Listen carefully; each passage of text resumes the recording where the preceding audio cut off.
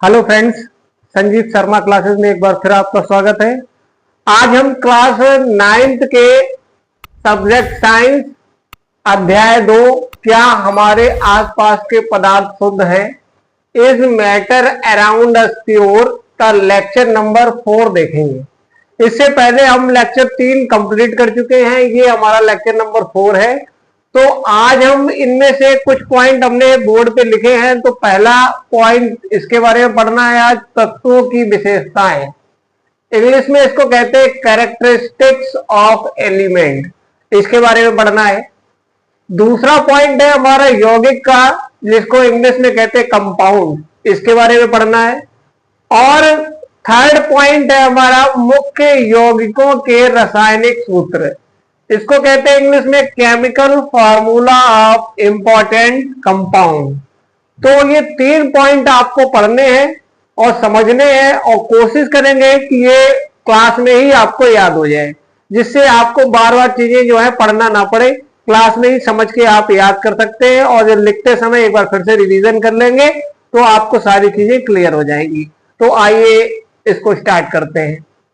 तो पहला पॉइंट है हमारा तत्वों की विशेषताएं, इंग्लिश में कैरेक्टरिस्टिक्स ऑफ एलिमेंट, यानी तत्वों की विशेषताएं। तत्वों को हम आपको पहले पढ़ा चुके हैं, तो आज यहां तत्वों की विशेषताओं के बारे में पढ़ना है।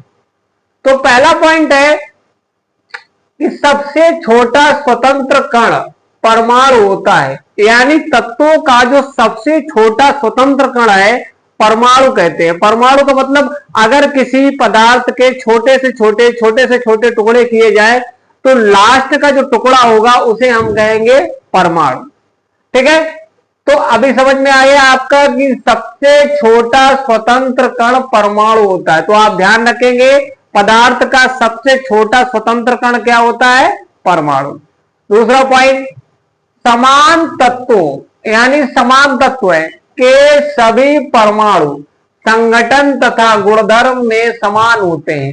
अगर समान तत्व हैं तो उनके सभी परमाणु संगठन तथा गुणधर्म दोनों में समान होंगे। अगर समान तत्व हैं तो उनके संगठन हो और चाहे गुणधर्म हो तो वो समान होने चाहिए, समान होने चाहिए और समान होते भी हैं।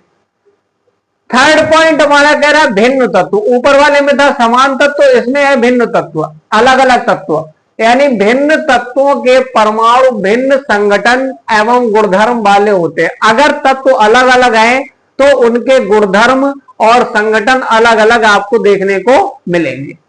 तो यहां पे 3 पॉइंट हो गए। चौथा पॉइंट है तत्वों की संख्या 118 है। वर्तमान समय में मेंडलीफ आवर्त सारणी में कुल तत्वों की संख्या 118 है, जिसमें से 27 मानव निर्मित, यानी मनुष्य द्वारा कितने बनाए गए हैं, 27, तथा शेष प्राकृतिक है, यानी बाकी क्या है, प्राकृतिक यानी नेचुरली। यानी 27 को मानव ने बनाया है, मनुष्य द्वारा बनाया गया है, और बाकी जितने बचे 118 में से 27 घटा देंगे तो शेष आपके प्रकार जो है प्राकृतिक आ जाएंगे।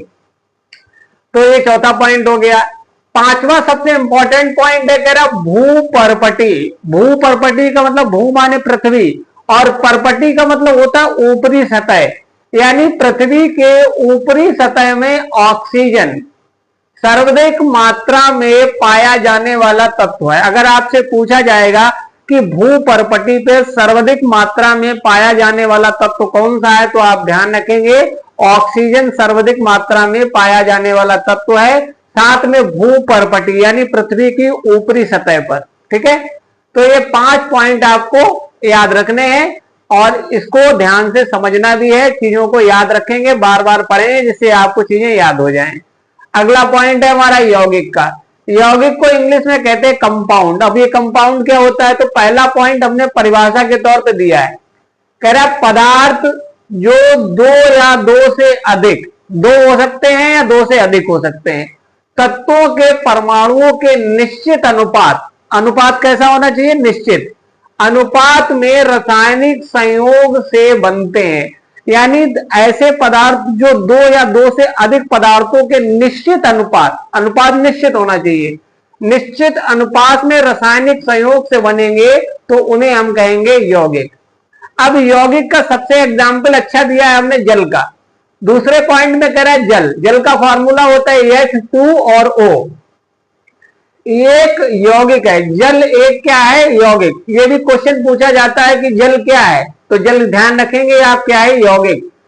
कह रहा है क्योंकि इसमें इसके अवयवी तत्वों अर्थात हाइड्रोजन तथा ऑक्सीजन, जल में आपको H का मतलब हो गया हाइड्रोजन और O का मतलब हो गया ऑक्सीजन, के भार के अनुसार अनुपात सदैव 1:8 होता है।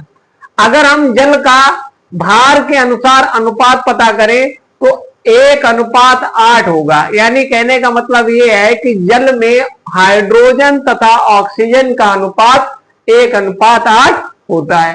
तो दोनों पॉइंट समझ में आ गए। तो यौगिक के बारे में आपको पता चल गया कि क्या है। फिर से एक बार रिकॉल करते हैं। पदार्थ जो दो या दो से अधिक तत्वों, दो हो सकता है या दो से अधिक तत्वों के परमाणुओं के निश्चित अनुपात, अनुपात कैसा होना चाहिए निश्चित अनुपात में रासायनिक संयोग से बनते हैं, उन्हें यौगिक कहते हैं। तो जल यानी H2O एक यौगिक है क्योंकि इसमें इसके अवयवी तत्वों अर्थात हाइड्रोजन, जल में क्या क्या शामिल है हाइड्रोजन तथा ऑक्सीजन के भार के अनुसार अनुपात हमेशा 1:8 होता है। तो आपको तत्वों की विशेषता पता चल गया, यौगिक पता चल गया। अब आते हैं थर्ड पॉइंट पे। कह रहा मुख्य यौगिकों के रासायनिक सूत्र, कुछ यौगिक दिए गए हैं उनके रासायनिक सूत्र दिए गए हैं। इंग्लिश में इसको कहते हैं chemical formula of important compound. तो अब इसमें हमने यहां पे लिखा है यौगिक, यहां पे लिखा है सूत्र और यहां पर जिन तत्वों से मिलकर बना है उनके बारे में यहां पे लिखा हुआ है। तो पहला लिखा है यहां पे जल। अब जल का फॉर्मूला होता है H2O। अब H2O लिखा है तो इसमें H का मतलब हो गया हाइड्रोजन और O का मतलब हो गया ऑक्सीजन। तो जल एक यौगिक है, सूत्र रहेगा इसका H2O और इसमें कौन कौन से तत्व शामिल हैं हाइड्रोजन और ऑक्सीजन। तो यहां पर आप तत्व लिख भी सकते हैं। यहां देखिए भाई, अगला पॉइंट है हमारा कार्बन डाइऑक्साइड। तो कार्बन डाइऑक्साइड एक यौगिक है, इसका फॉर्मूला होता है CO2। अब इसमें कौन कौन से तत्व शामिल है, C का मतलब कार्बन और O का मतलब ऑक्सीजन। तो कार्बन डाइऑक्साइड में आपके दो तत्व शामिल हैं कार्बन और ऑक्सीजन। थर्ड पॉइंट है हमारा साधारण नमक, जो हम घरों पर यूज करते हैं खाने में, उसको कहते हैं साधारण नमक। अब इसका रासायनिक नाम क्या है सोडियम क्लोराइड। ये भी पूछा जाता है कि नमक का साधारण नमक जो होता है उसका रासायनिक नाम क्या है सोडियम क्लोराइड। इसका फॉर्मूला होता है NaCl। अब Na का मतलब हो गया सोडियम और Cl का मतलब हो गया क्लोरीन। यानी NaCl में दो तत्व शामिल हैं, इनमें पहला सोडियम और दूसरा क्लोरीन। चौथा हमारा यौगिक है सल्फर डाइऑक्साइड। तो SO2 फॉर्मूला होता है इसका, S का मतलब सल्फर और O का मतलब ऑक्सीजन। तो सल्फर डाइऑक्साइड में दो तत्व शामिल हैं सल्फर और ऑक्सीजन। लास्ट हमारा आता है सल्फ्यूरिक अम्ल, जो बैटरी या गंधक में भी, गंधक का अम्ल जिसको भी बोल देते हैं, और ये बैटरी में ज्यादातर यूज होता है। तो सल्फ्यूरिक अम्ल का फॉर्मूला होता है H2SO4। H का मतलब हो गया यहाँ पे हाइड्रोजन, S का मतलब हो गया सल्फर और O का मतलब हो गया ऑक्सीजन। तो यहां पर हमारे मुख्य यौगिक के रासायनिक सूत्र केमिकल फॉर्मूले ऑफ इंपॉर्टेंट कंपाउंड दिए गए हैं। फिर से एक बार इसको रिकॉल करते हैं। जल फॉर्मूला H2O, कौन कौन से तत्व शामिल हैं हाइड्रोजन और ऑक्सीजन। हाइड्रोजन H के लिए हाइड्रोजन और O के लिए ऑक्सीजन। दूसरा carbon dioxide formula CO2, C का मतलब कार्बन और O का मतलब ऑक्सीजन। थर्ड हमारा है साधारण नमक जिसको कहते हैं sodium chloride, formula NaCl, Na का मतलब सोडियम और Cl का मतलब क्लोरीन। चौथा फार्मूला हमारा sulphur dioxide, formula SO2, S का मतलब सल्फर और O का मतलब ऑक्सीजन। लास्ट हमारा सल्फ्यूरिक अम्ल, फार्मूला H2SO4, H का मतलब हाइड्रोजन, S का मतलब सल्फर और O का मतलब ऑक्सीजन। तो ये हमारे जो पॉइंट थे कुछ तत्वों की विशेषता, इसके बारे में आपको हमने बढ़ाया समझा दिया। उसके बाद हमारा यौगिक, इसके बारे में हमको बता दिया, आपको समझा दिया। इसके बाद थर्ड पॉइंट था मुख्य यौगिकों के रासायनिक सूत्र, इसके बारे में आपको बता दिया। तो आप इन चीजों को अच्छे से याद कर लें और लिखते समय कायदे से बार बार इसको देखें, जिससे आपको याद हो जाए और एग्जाम के समय आपको कोई समस्या ना हो। आप ईमानदारी से पढ़िए तो आपकी चीजें हमेशा के लिए व्यवस्थित रहेंगी, क्रम से रहेंगी और आपको कोई दिक्कत नहीं होगी। अगर आपको ये वीडियो अच्छा लगता है तो प्लीज लाइक और सब्सक्राइब कर दें, जिससे हम आगे की वीडियो आपको उपलब्ध कराते रहें। धन्यवाद।